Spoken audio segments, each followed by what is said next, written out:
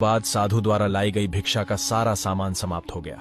तब साधु बाबा ने ब्राह्मण के लड़के से कहा, पुत्र, घर में भिक्षा में लाया गया सारा अनाज समाप्त हो गया है, इसलिए मुझे भिक्षा मांग कर लानी होगी। जब तक मैं वापस घर न लौट आऊं, तुम बंदरिया के बच्चों के साथ घर के अंदर ही रहना। ब्राह्मण के लड़के ने कहा, मैं यहां क्या करूंगा, मैं भी आपके साथ ही चलूंगा और भिक्षा मांगूंगा। साधु बाबा ने कुछ देर सोचा और कहा, ठीक है। अब साधु और ब्राह्मण का लड़का भिक्षा के लिए दूसरे नगर की ओर चल पड़े। चलते चलते वे एक नगर में पहुंचे और आराम करने के लिए एक पेड़ के नीचे बैठ गए। फिर साधु बाबा ने ब्राह्मण के लड़के से कहा, मैं अभी बहुत थक चुका हूं, इसलिए कुछ देर आराम कर रहा हूं, तब तक तुम इस नगर से भिक्षा मांग कर ले आओ। ब्राह्मण के लड़के ने कहा, ठीक है। फिर वह भिक्षा मांगने के लिए नगर में चल पड़ा। एक घर के सामने जाकर उसने आवाज लगाई। घर के अंदर से एक महिला बाहर आई। महिला के हाथ में बहुत सारा स्वादिष्ट भोजन था। महिला ने पूरी थाली ब्राह्मण के लड़के को पकड़ा दी।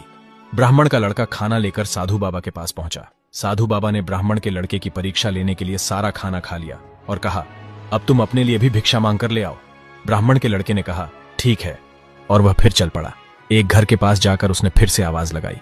इधर से एक महिला निकली और उसने कहा, हमारे घर पर आज ताजा खाना नहीं बना है और हम बासी खाना नहीं देते।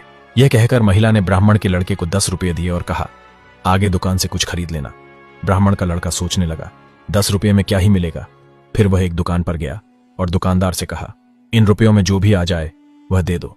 दुकानदार ने कहा, क्या तुम हमारी पूरी दुकान खरीदने आए हो? 3 रुपये में तुम जितना चाहो उतना सामान ले जा सकते हो। ये ब्राह्मण का लड़का यह सुनकर हैरान रह गया। फिर उसने दुकानदार से कहा, आप अपने हिसाब से डाल दो और पैसे काट लो।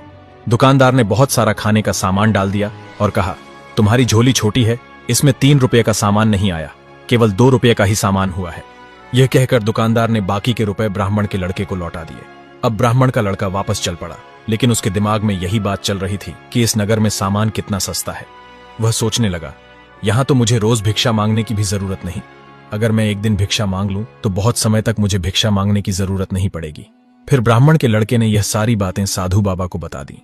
साधु बाबा ने कहा, नगर अजीब है तो इसके नियम भी अजीब होंगे, हमें यहां से जल्दी निकल जाना चाहिए। लेकिन ब्राह्मण का लड़का नगर के अंदर ही रहना चाहता था। आगे का वीडियो देखने के लिए चैनल को सब्सक्राइब करें और कमेंट में नेक्स्ट पार्ट जरूर लिखें।